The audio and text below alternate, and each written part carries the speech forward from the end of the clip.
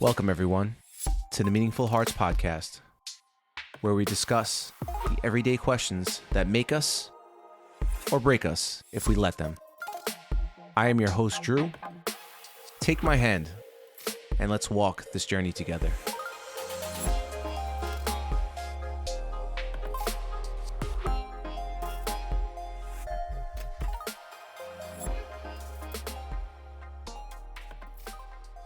Welcome back, everyone, to another episode. And today we're going to talk about Hollywood ruining love.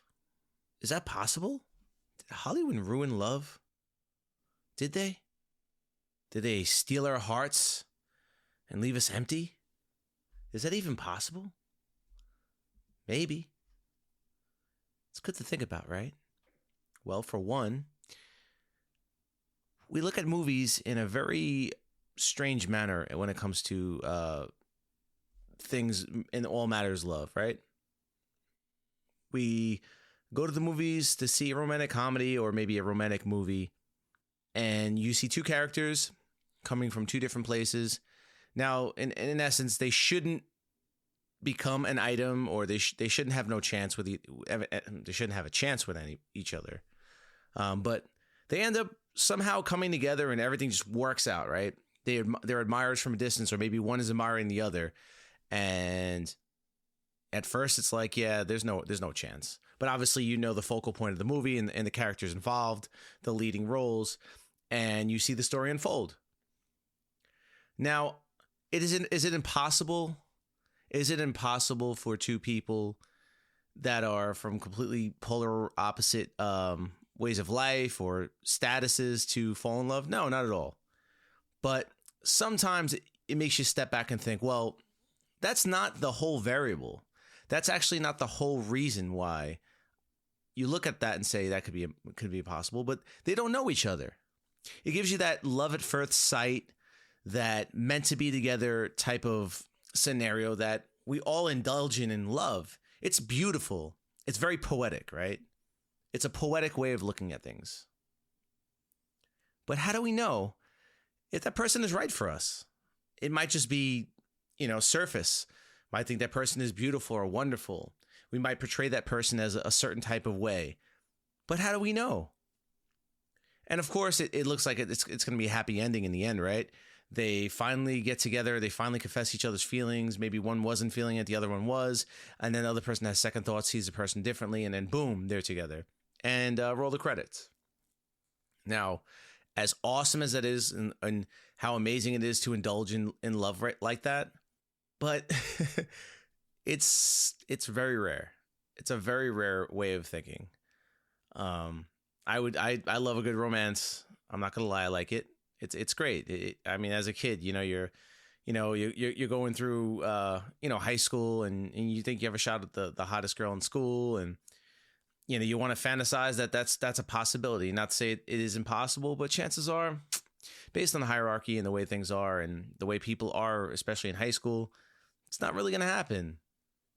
And in a manner in which we want it to happen, like the moment, the most opportune time for me to be the knight in shining armor, or be chivalrous, or catch her at a moment when she's upset about something and just happen to show her that there is better guys out there.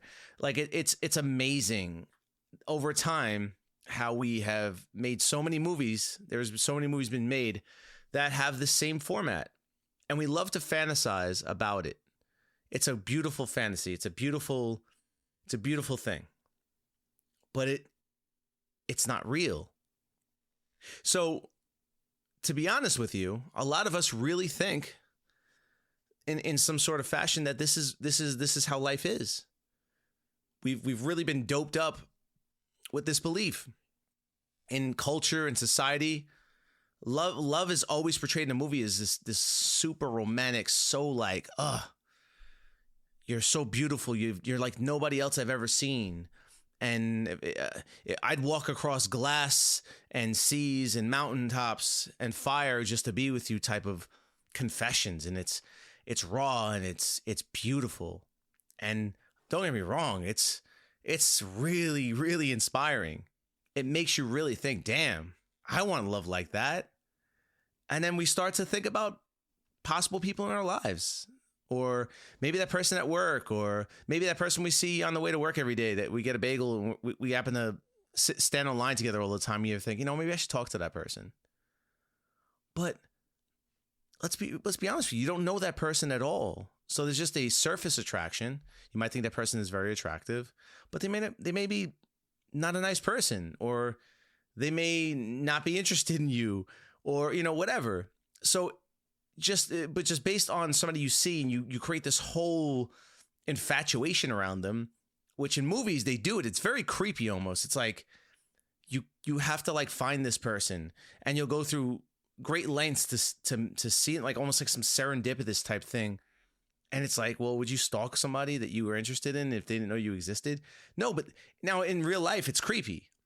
But in a movie, it's like, wow, he went through great lengths just to really see me and really try to like get to know me, or she went to get to know me. Like, however that is, things in movies are just movies. It's movie magic. It's beautiful. But in society, it's like poured in this like hopeless romantic, oh, it's just going to come together like that. And it's not how it works. You might meet somebody that you don't necessarily like at first. I've asked other people, because this is something that I've been dealing with, or I've thought about my whole life too. It's like, well, if I don't hit it off with somebody and I don't feel that spark, that magic, am I meant to be with that person, or did I not give that person a chance? And maybe I can kind of develop feelings over time. Is that the way things should work?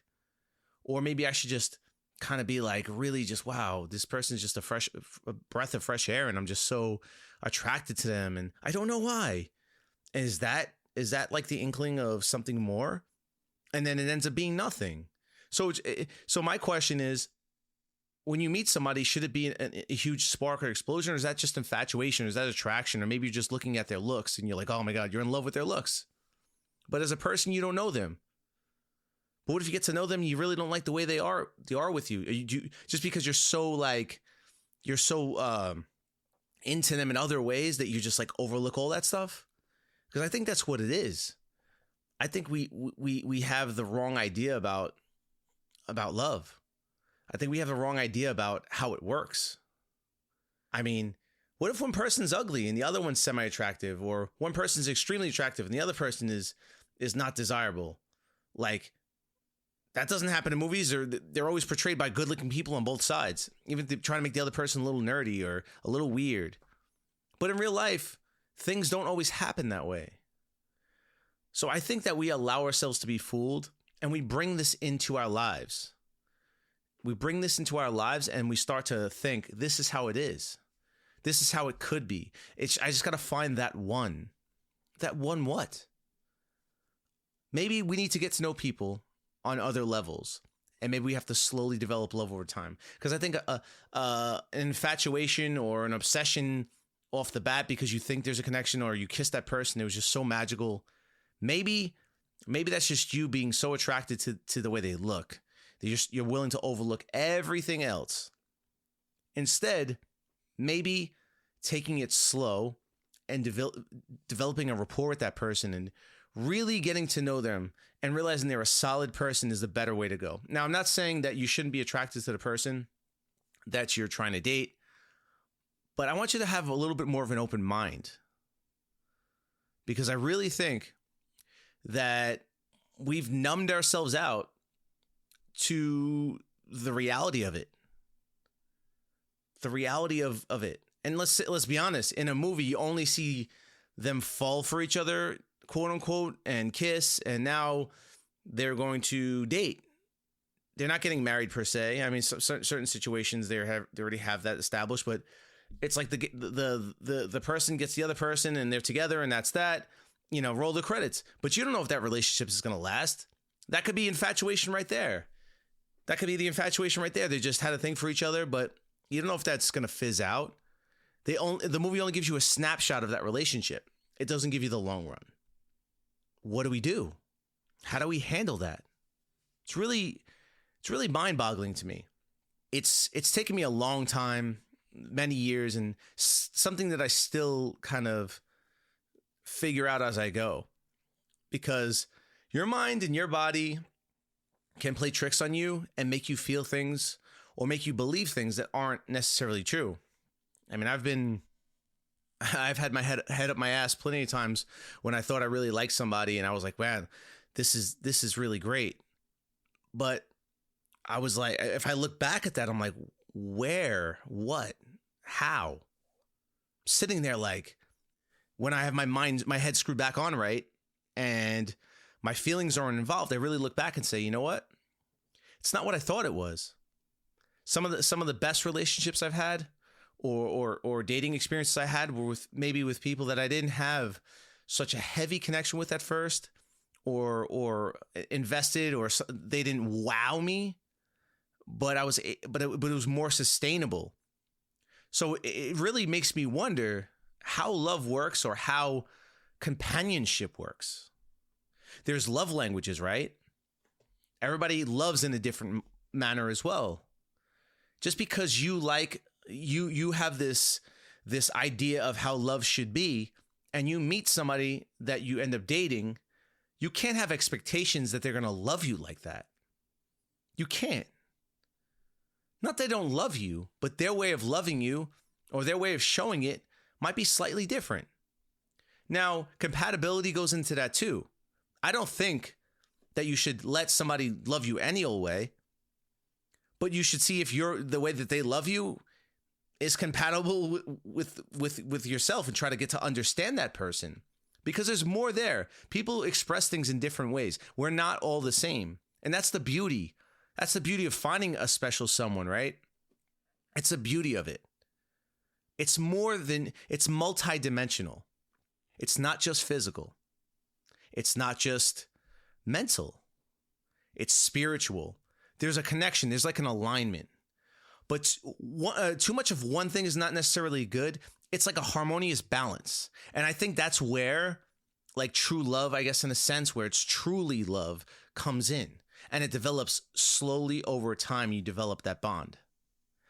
I'm sure there are people that are very open-minded, and they'll date pretty much anyone that comes their way that shows an interest and that they have a slight attraction to, or that, not saying that you're just going to take anybody, but you date different types of people. Some people date a look because they want curb appeal. They want to walk around with somebody they can show off. Well, looks are great, but personality is very important too. That person might be great looking to you, but those looks are going to wear thin, especially if they're not a nice person, they're not a good person to you. They don't treat you nice. They don't treat you respectfully. And there are some people that will deal with that just because they want that look. Other people, they don't care about looks so much. It's really about the brain. It's about the personality. The personality is what becomes what they become attracted to. And I'll be honest with you, men do this a lot. We are very physical creatures. We like what we see first. We fall into that category. There's nothing wrong with looking at somebody and be like, wow, that person's really attractive. I like that person. I want to get to know that person. But we have to still do our homework. We still have to interact with that person. I've met people that I guess I wasn't that attracted to, or they were okay to me, but when speaking to them and really getting to know their thought process, they became way more attractive. And I think that over time, that person becomes more attractive to you, and looks start to fade in the traditional sense, and they become heightened by all the other aspects. Your senses become more heightened because of you're being stimulated on other levels. Mental, visuals become part of the mental, and in the spiritual, it's like I said, it's a harmonious thing, and then that person just becomes this trifecta of things, which makes them so much more good looking, and you can't look at anybody else because they're not that person. And I think that's the level in which we need to reach. But if you're like head over heels for somebody you just met, you got to pump the brakes. Even if you feel that way, try to contain it. Try to contain the way you feel. Try to contain it. Take it slow. I know it's like, I haven't felt this way, and sometimes things in life happen this way, and you just got to go with it. But be careful. Still be logical. Make a logical decision still. Because our heart And our brains sometimes don't coincide with ourselves, and we don't make logical decisions when we're loving or feeling feelings towards somebody. We're willing to be a little bit of a fool for love. We are. I mean, there's been plenty of situations, I'm sure, where somebody betrayed you, you dated them, and you stuck by them, and you gave them a chance. Or you're willing to look past it, or maybe even hurt many times. It's because you're not thinking logically. Your feelings are involved. So I want you to tread lightly on that and to really sit there and be like, listen, I like this person. I'm going to take it very slow, and I want to slowly develop this. I don't want to jump the gun. Because you don't also want to wear those emotions thin where it's like very heavy and then it's light. Because things can change too. So you want to take it very slow. You really want to get to know that person and enjoy it. Really enjoy it. I'm guilty of this.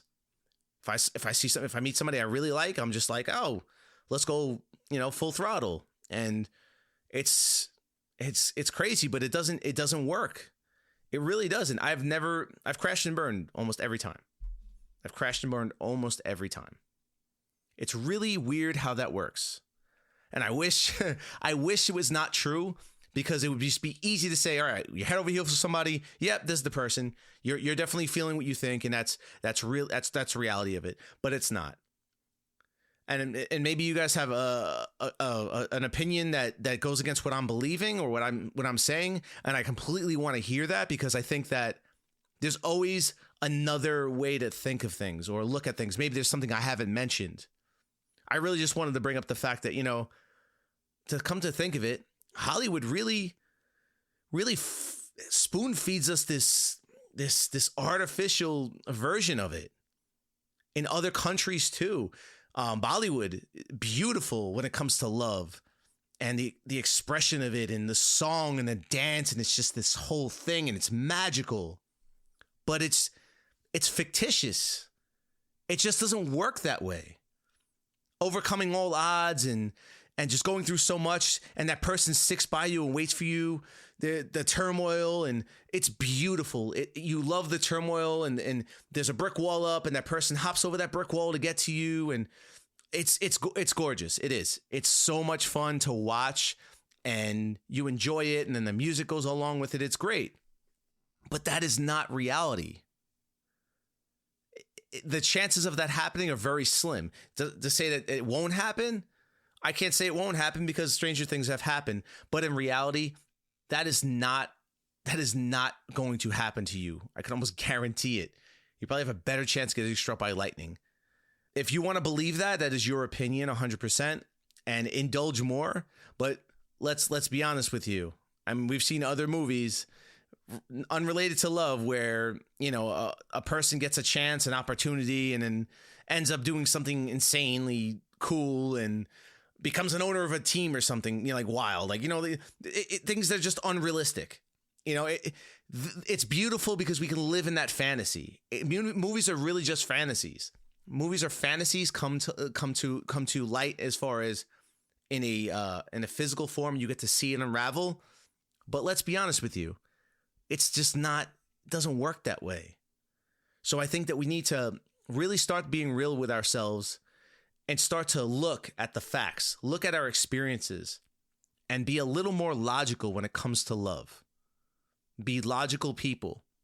As long as you stick to logic and you really pay attention to the details, you'll make better decisions. And you could have feelings, but you still have to be there mentally.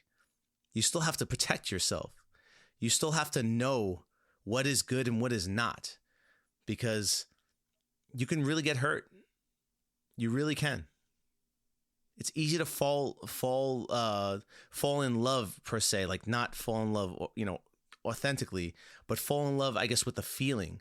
Fall in love with how you're feeling, and almost that drives you to want to be with that person. But you really got to step back, and you got to get to know somebody, connect with them, engage with them, hear their thoughts, their feelings.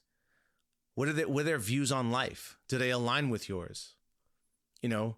Look at your standards too, and align yourself. Don't reassess your life because you have feelings for somebody that don't align with what you want to do with your life. You still got to be logical. Well, I'm going to end it there. I love you all. Thank you for listening. And please reach out to me. I would love to hear your stories. If you got a crazy love story that you want to tell, please reach out to me at themeaningfulheartspodcast@gmail.com or at Instagram. Good night, guys. I love you.